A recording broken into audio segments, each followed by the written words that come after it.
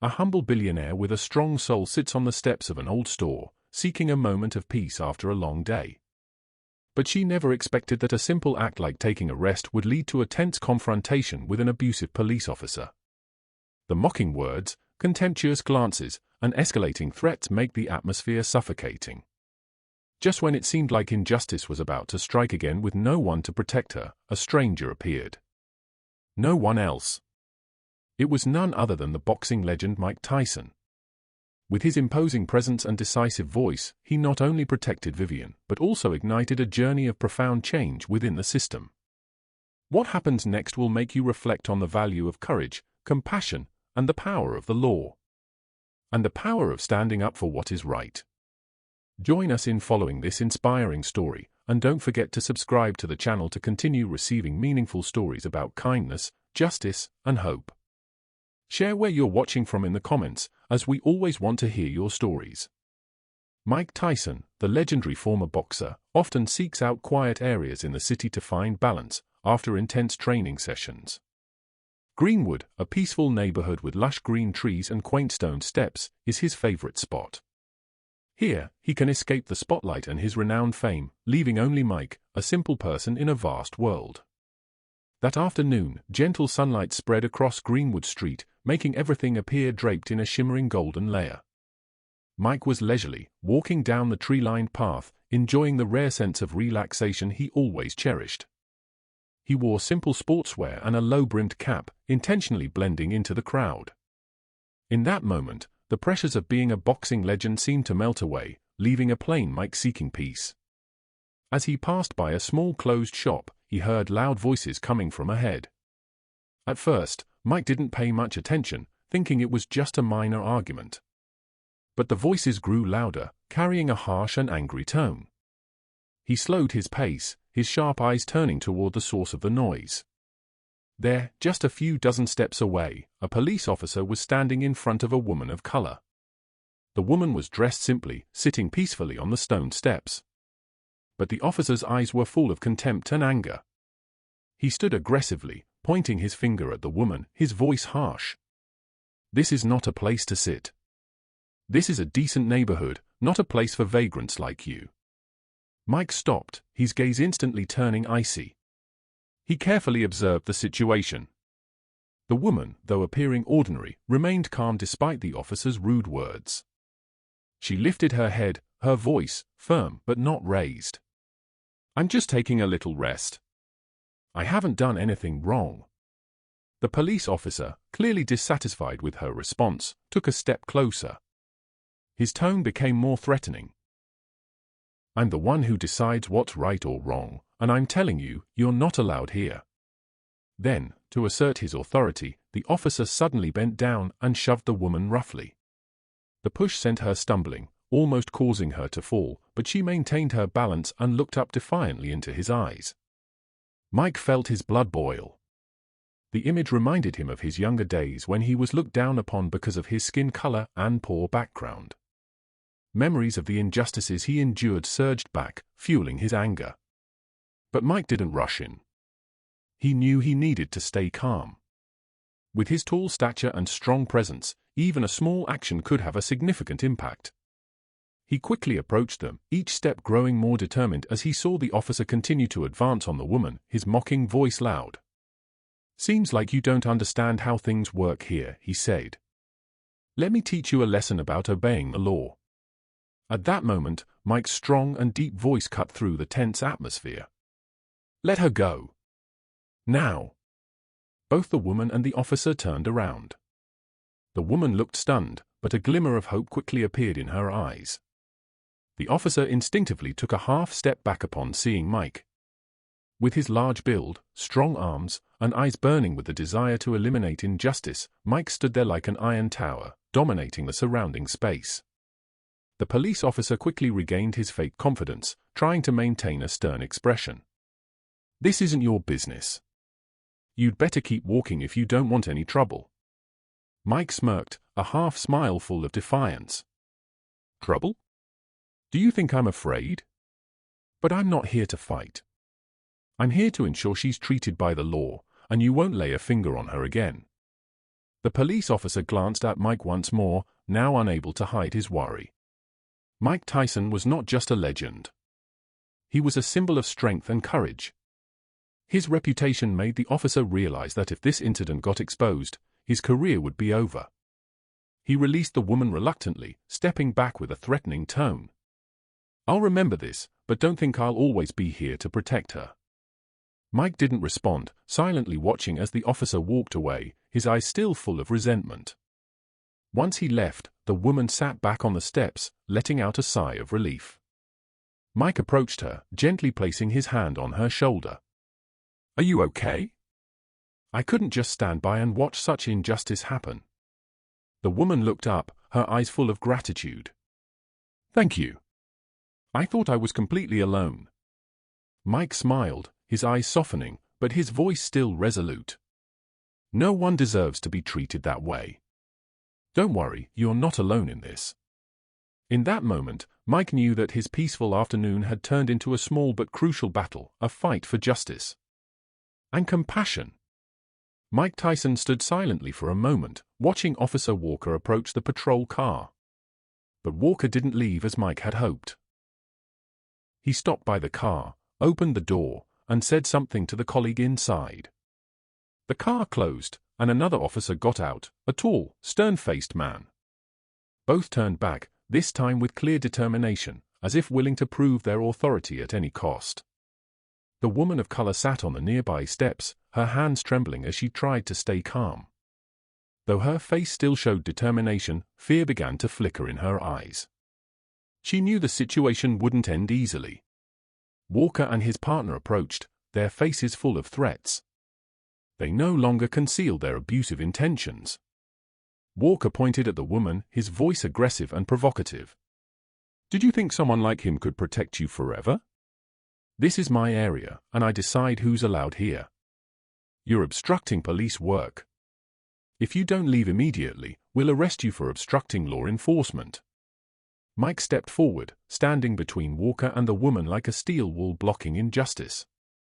He leaned slightly forward, his eyes fixed on Walker, his voice deep and authoritative. "She hasn't done anything wrong. I've been here and witnessed everything. All you're doing is harassing an innocent person. If you try to arrest her, I'll do everything to ensure this doesn't go away. The media, the public, all will know." Walker hesitated for a moment at Mike's words. But immediately he smirked, trying to hide his irritation. "You think I'm scared? Mike Tyson, a boxer?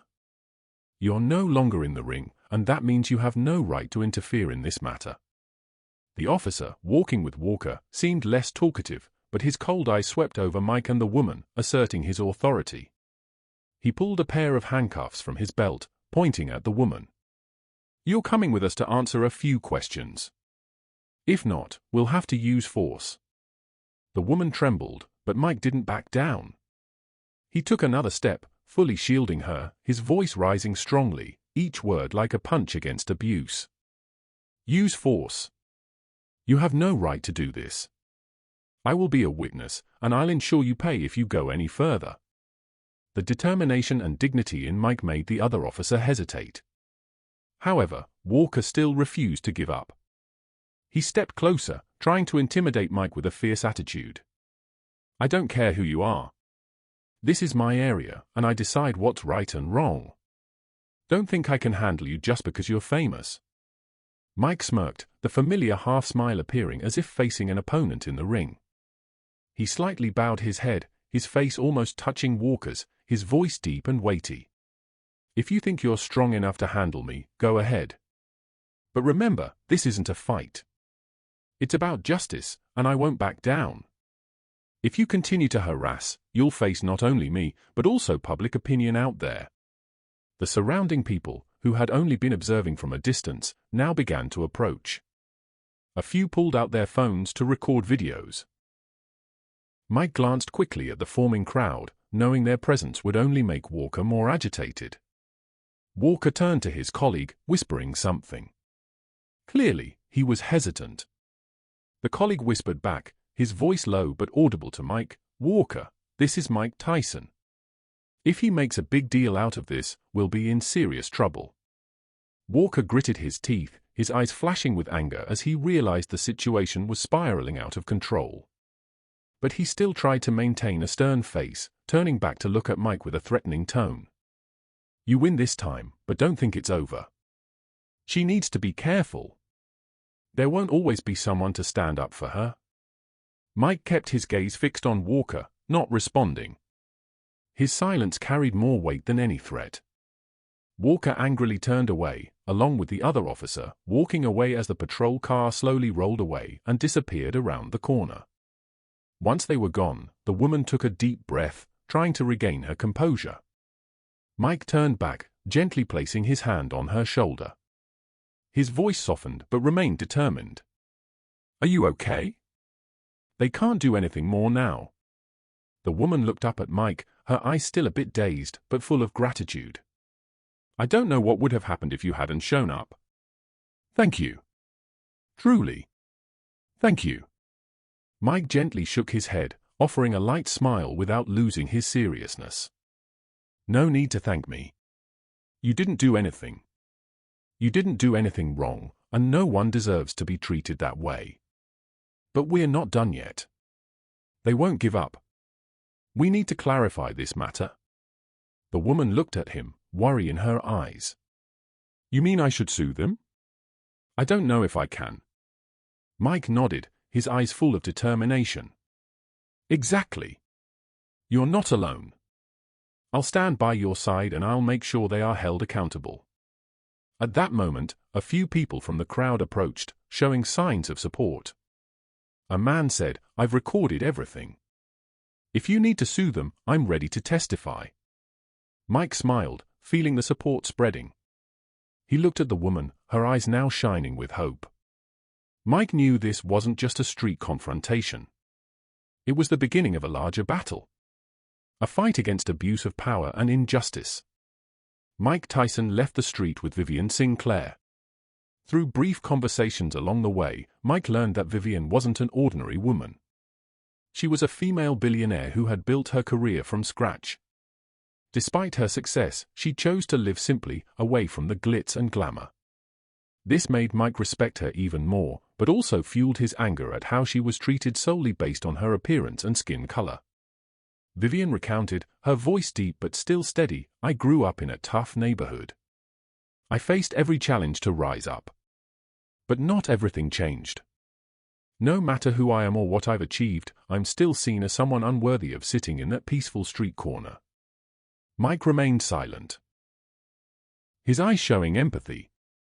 He understood that feeling well, as he had also been a victim of prejudice and injustice throughout his youth and even at the peak of his fame. When they arrived at the office of lawyer Sandra Mills, a trusted friend of Mike's, they were immediately greeted.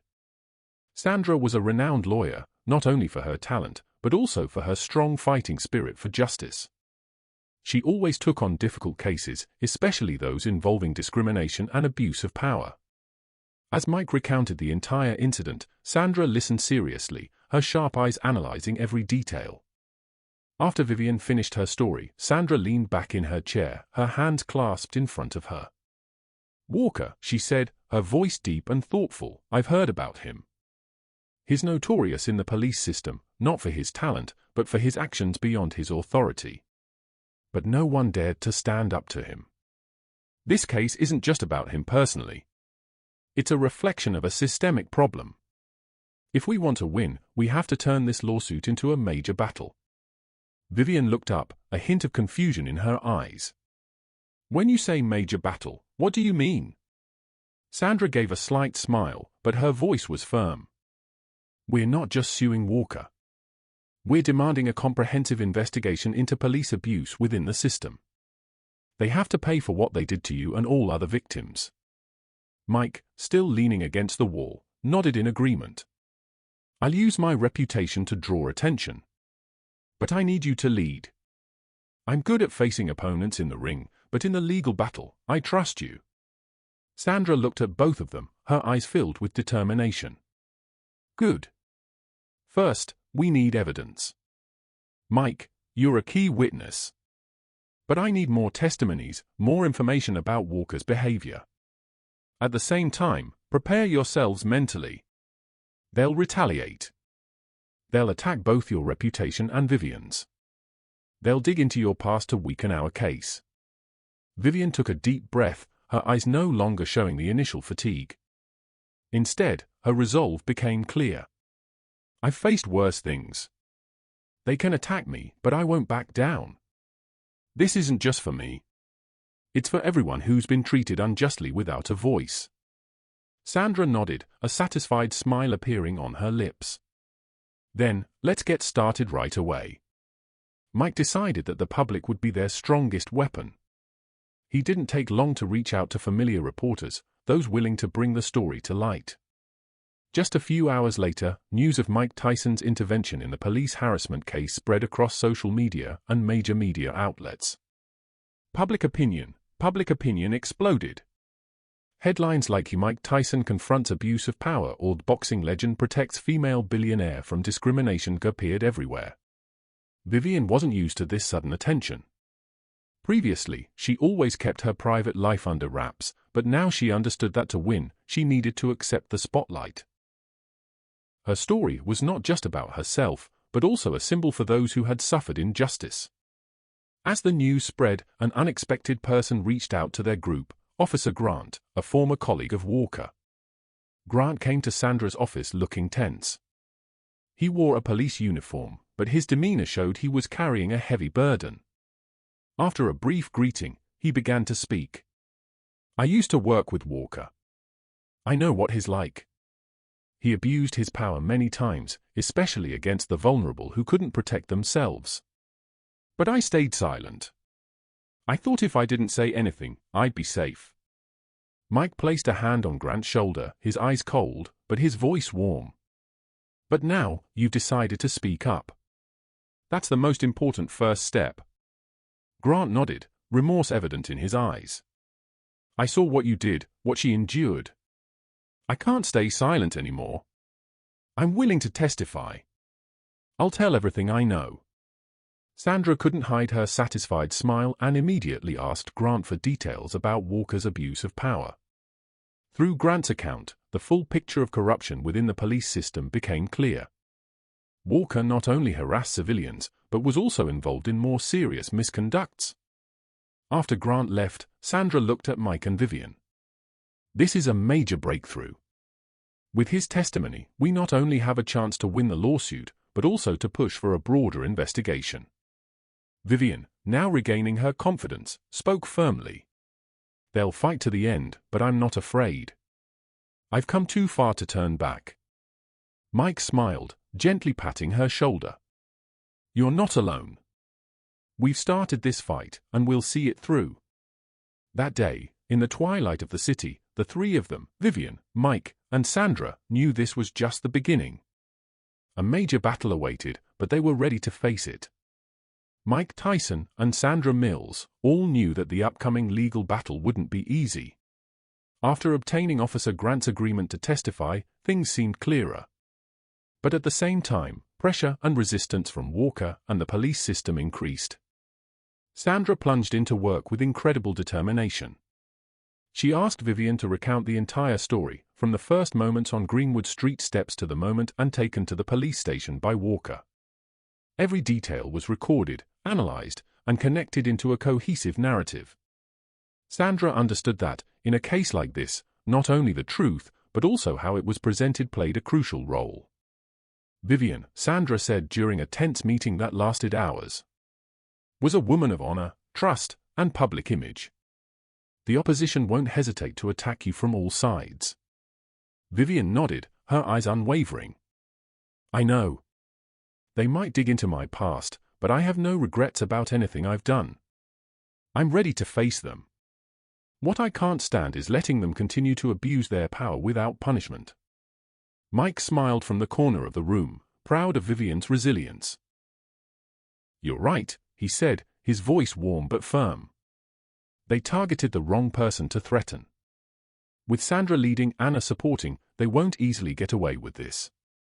Sandra didn't just work with Vivian. She began to expand the scope of the investigation. She reached out to potential witnesses, including those who had worked with Walker. Some were hesitant. But upon learning that Mike Tyson was also standing for justice, they gradually became more open. Officer Grant became a key player, providing detailed information about Walker, from his abuse of power against civilians to shady activities Walker was involved in, investigating. Grant recounted during a meeting, Walker wasn't just a power-abusing officer. He knew how to exploit the system to cover up all his wrongdoings. I once saw him harass a boy just because the boy didn't look him in the eye properly. But all complaints were dismissed or disappeared. Mike, sitting quietly and listening, couldn't contain his anger. He clenched his fists, and he said, "That's exactly why we have to do this. No one has the right to treat others like that." Meanwhile, Sandra began planning a crucial move. Going public with the lawsuit through the media. She believed that public opinion was their strongest ally. A press conference was organized in downtown, attracting dozens of reporters from major news agencies. Both Mike and Vivian were present. And their presence immediately made the event the center of attention. Vivian stepped up to the podium, feeling everyone's eyes on her. She took a deep breath and began to speak, her voice steady and resonant. "I stand here today not just for myself. I stand here for everyone who has ever been treated unfairly, who has been abused but had no opportunity to speak out. This is not a personal issue. This is a systemic problem, and it's time for us to change." Mike stood behind Vivian, his eyes full of pride. He knew that Vivian was not only a resilient woman, but also becoming a symbol of the fight against injustice. When Sandra spoke, she emphasized, "Walker is not the only case. We have evidence from multiple witnesses about abuse with the name of Vivian. This is not an isolated lawsuit. This is the first step in exposing the truth." Their words quickly spread. The press, social media, and public opinion all erupted. But not long after, Walker's side retaliated. A series of articles emerged, accusing Vivian of using the case to boost her own profile. Some commentators suggested she was merely seeking attention for the sake of her own safety. Others said she was just trying to gain more personal gain. These rumors and criticisms spread rapidly, attempting to undermine the support Vivian was receiving. Vivian remained undeterred. She continued working with Sandra to strengthen the lawsuit. Meanwhile, Mike used his reputation to garner additional support. He appeared on interview shows, openly condemning the abuse and defending Vivian. "This isn't a bust. This isn't about reputation or money." Mike said in an interview, "This is about justice. No one, whether a billionaire or a homeless person, deserves to be treated that way." Meanwhile, people who had been victims of Walker began to come forward. Some approached Sandra, providing testimonies and evidence of his wrongdoing. Their stories, each covering different aspects, combined to create a comprehensive picture of the corruption within the system that Walker was a part of. Before the court date, the team gathered at Sandra's office. Outside the window, city lights sparkled, but no one in the room paid attention to them. They focused on the documents, testimonies, and strategies for the next day. Vivian sat across from Sandra, listening to every piece of guidance. Mike stood beside her, placing a hand on her shoulder. "You're ready," Mike said, his voice deep but confident. "Tomorrow, you won't just be standing up for yourself, but for everyone who can't speak out. Remember, you're not alone. We're always here, facing whatever comes with you." Vivian looked up, her eyes shining with determination. "I know. This is the fight I've prepared my whole life to face." That night, no one in the group truly rested. But they all understood that tomorrow would be the day they wrote a new chapter in this story. A chapter about justice, perseverance, and change. Morning sunlight shone down on the city courthouse, which had become the focal point of the nation. Hundreds of people, from reporters and supporters to curious onlookers, had gathered outside waiting for the trial, a police officer accused of abuse of power. Inside the car, Vivian Sinclair took a deep breath, her hands tightly gripping her thighs. She was not only facing this trial for herself, but for all those who had been treated unfairly. As the car door opened, Vivian stepped out, wearing a simple black suit that exuded confidence and strength. Mike Tyson walked beside her, his large frame like a tower shielding her from all pressures. Sandra Mills, Vivian's lawyer, followed closely, carrying a thick stack of documents in her hands, her sharp face revealing no signs of worry. Outside the courthouse, a noisy crowd cheered as they appeared. Supporters held up banners with slogans like "Justice for Vivian," "Fight abuse of power," and "The police are not kings." The resounding cheers filled Vivian with strength. She paused for a moment, looked at the crowd and smiled. Mike leaned towards her and whispered, "They believe in you.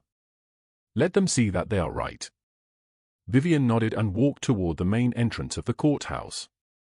The nervousness in her heart was quickly overshadowed by determination. She had been through too much to back down now. Entering the courtroom, the atmosphere became even more tense.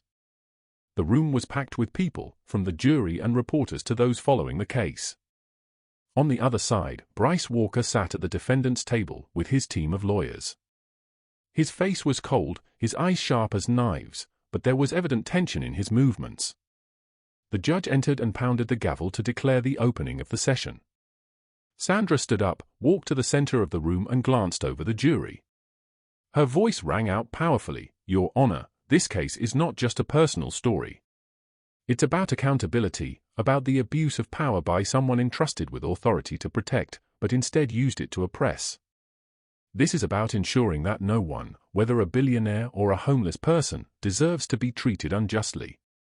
The courtroom fell silent, all eyes fixed on Sandra. "We will prove that Bryce Walker's actions were not merely mistakes, but a pattern of abusive behavior covered up by an unaccountable system. Vivian Sinclair is not the first victim, but she is determined to be the last." After Sandra's compelling opening, the trial moved into presenting evidence and witnesses. The first witness called was Vivian. She walked up to the witness stand, standing tall, her eyes determined, despite knowing that every word she spoke would be scrutinized. Vivian recounted in detail that day, how she sat on the steps, quietly contemplating, how Walker approached her with contemptuous eyes and tone, how he pushed her and forced her to leave. Her voice was steady, each word clear, as if she were engraving her story into everyone's minds in the room. Walker's lawyer stood up to begin cross-examination. He tried to undermine Vivian's testimony by asking sarcastic questions. "Did you do anything to provoke Mr. Walker? Or do you think sitting there, dressed plainly, was a way to instigate?" Vivian held his gaze firmly, not blinking. "I was just sitting there, thinking. If that's considered provoking, then I don't know what else Mr. Walker sees as a threat." Her response caused murmurs in the courtroom. A few jurors nodded subtly, seemingly in agreement with her. Walker, sitting at the defendant's table, clenched his fists, his eyes showing undisguised anger. The next witness was Mike Tyson. His appearance nearly caused a stir. Mike walked up to the stand. His large stature, confident demeanor, and determined eyes commanding attention. He recounted what he had witnessed, how Walker approached Vivian, how he pushed her, and the evident aggression in his behavior. When Walker's lawyer cross-examined, trying to diminish Mike's testimony, he remained unshaken. "Do you think Vivian Sinclair did anything wrong?" the lawyer asked, attempting to sound sarcastic. Mike looked him straight in the eye, his voice firm and loud. "No, she didn't do anything wrong. But Walker did. He abused his power to threaten an innocent person, and I couldn't stand by and watch that happen." Mike's powerful voice silenced the courtroom. His honesty and straightforwardness not only grabbed attention, but also compelled the jury to listen intently. The final witness was Officer Grant, a former colleague of Walker. He stepped up to the stand looking tense, but determined. Grant recounted everything, from witnessing Walker's abuse of power, to how he had remained silent out of fear. "But when I saw what Walker did to Vivian, I knew I couldn't stay silent any longer. I had to speak the truth." Grant revealed specific details, from Walker's unnecessary use of force against innocent people, to how he had covered up his actions by exploiting the system. These testimonies were a fatal blow to Walker, leaving him unable to maintain his composure. As the jury deliberated, the atmosphere in the courtroom grew more tense than ever. Vivian sat beside Sandra and Mike, her hands clasped tightly on the table, but her eyes remained steadfast, knowing that the truth had been exposed. Finally, when the jury returned, the courtroom held its breath. One member stood up and read the verdict aloud. "We, the jury, find the defendant, Bryce Walker, guilty of abuse of power, unlawful use of force, and illegal detention." The courtroom erupted in cheers and applause. Walker sat motionless, his face pale, unable to believe what had just happened. Vivian turned to Sandra and Mike, tears streaming down her cheeks. But they were not tears of weakness, but of relief and liberation. Outside the courthouse, the crowd cheered as Vivian was welcomed. She paused in front of the reporters, her eyes shining brightly. "Today, we proved that justice is not something out of reach. But this is just the first step. I hope that from this case, we will continue to fight for change, to ensure that no one has to go through what I did." Applause echoed as Vivian, Mike, and Sandra descended the courthouse steps. Under the brilliant sunlight, they understood that they had accomplished something great. More importantly, they knew that the journey was not over. This was just the beginning for a fairer future. After the trial, the light of justice seemed to shine down on Vivian Sinclair's life. But she knew it was only the beginning. This victory had exposed Bryce Walker's abuse of power. But the system that tolerated people like him remained intact. Vivian, Sandra Mills, and Mike Tyson were united in their determination to elevate the movement demanding police system reform to a new level. In the days following the trial, Vivian took time to rest and recover mentally. Although she always appeared confident and strong on the outside, internally, the emotional wounds and public pressure left her exhausted. Mike Tyson, with a sensitivity few knew about, frequently called and visited her. "Vivian, you've come so far. Do you know? Not just me, but millions out there are looking up to you as an inspiration." Mike's words of encouragement helped Vivian regain her focus. One evening, she sat in the living room, the dim light from the city lamps filtering through the large window frames. She looked out, where the whole world was moving non-stop, and wondered how to turn her victory into real change. A week later, she, Mike, and Sandra met again at Sandra's law office. On the table were dozens of documents related to similar lawsuits, cases that had been forgotten or covered up within the local police system. Sandra, always sharp and determined, began, "We need to capitalize on the momentum from this lawsuit. Bryce Walker is just a very small part. There are dozens, hundreds of similar cases that have been buried. Now is the time to put pressure on the entire system." Vivian looked at the documents in front of her, her eyes lighting up. "We need to act now. I want to turn this story into a movement, a comprehensive campaign not only to expose the truth, but also to protect those who have been treated unfairly." Mike leaned back in his chair, his large hands folded over his chest, his voice resonant. "I'll help you. Whether it's rallying the media, participating in talks, or even marching in the streets, I'm ready. We need to show everyone that this isn't just Vivian Sinclair's story.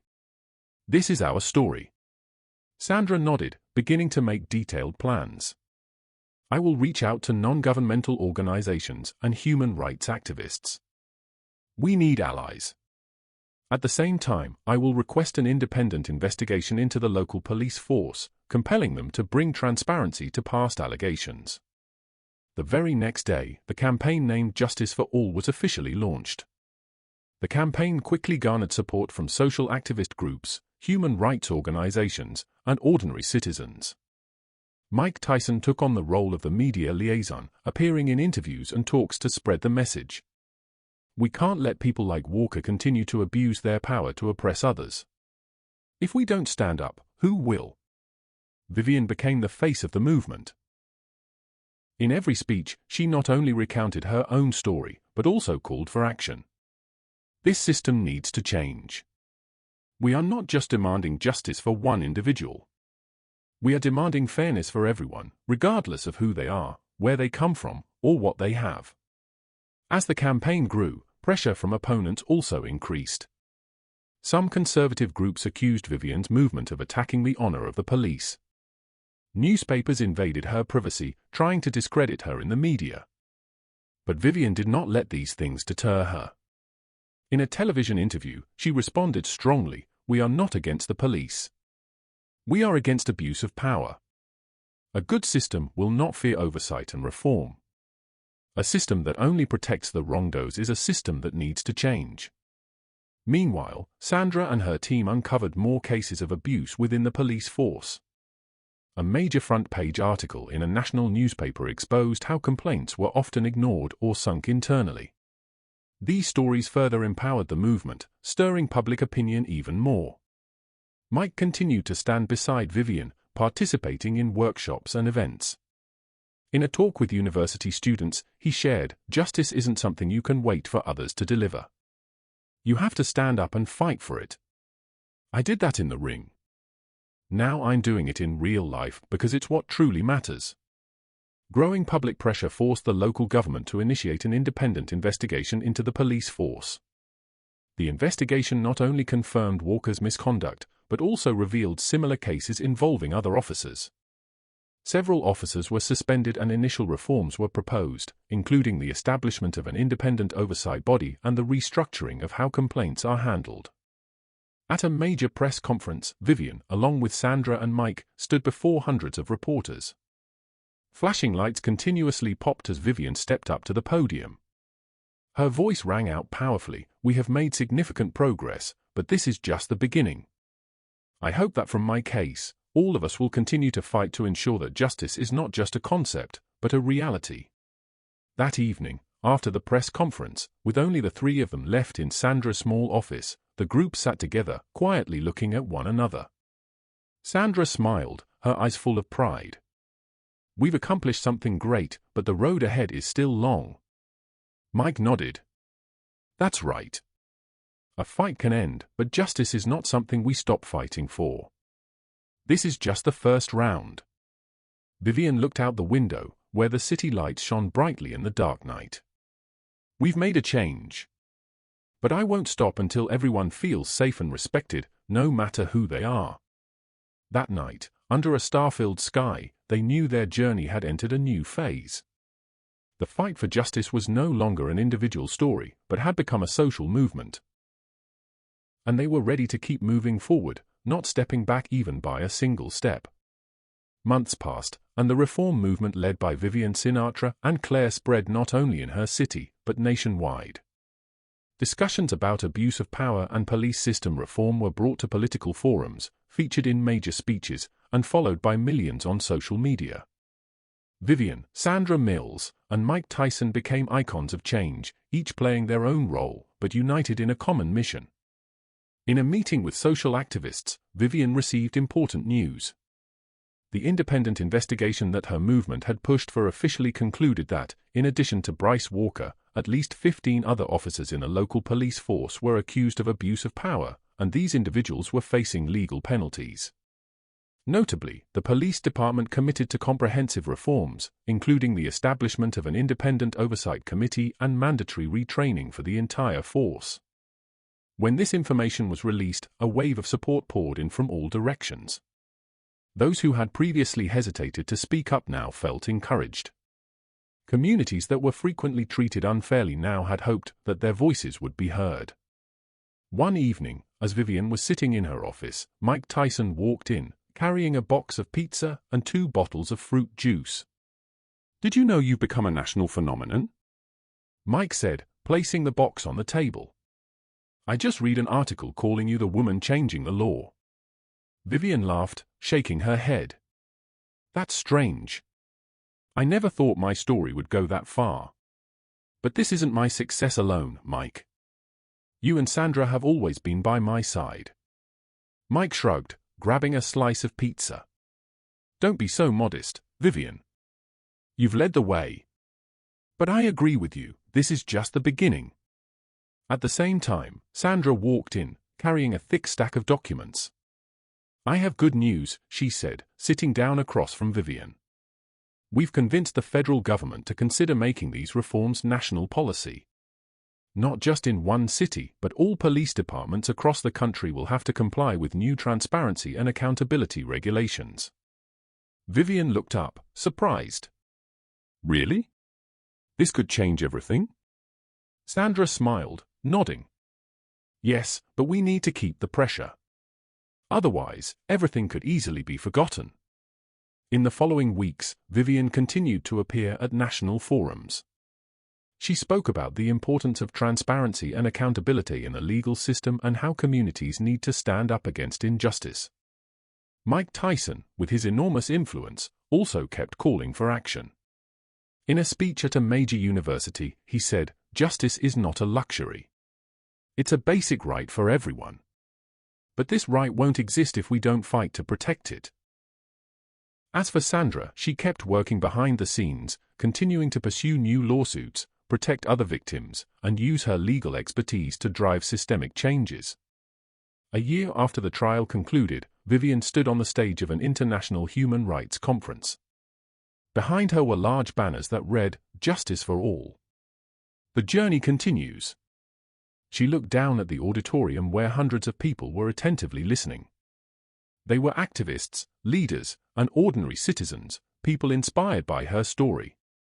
"We have achieved so much," she said, her voice strong and clear. "But the road ahead is still long.